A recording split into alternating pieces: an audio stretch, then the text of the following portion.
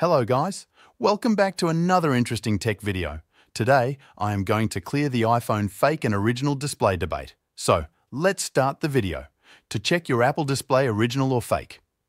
There are two ways. The first one is, go to Settings, then scroll down and open General. After that, tap on About and when to scroll down here, you can see the option of Display. Here it is, written that this display is genuine Apple part, it's mean.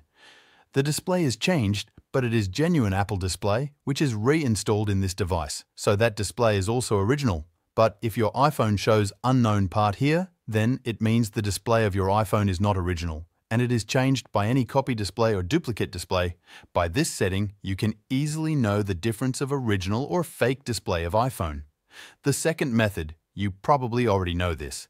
It is to check true tone of the display, if true tone is not available. In your iPhone, then, it means the display is fake. But at the present times, fake displays also comes with true tone. So the first method is more authentic to no iPhone display. So that's it for the video. I hope you guys like it. Don't forget to subscribe my YouTube channel, 99 Reviews, and I will see you in the next one.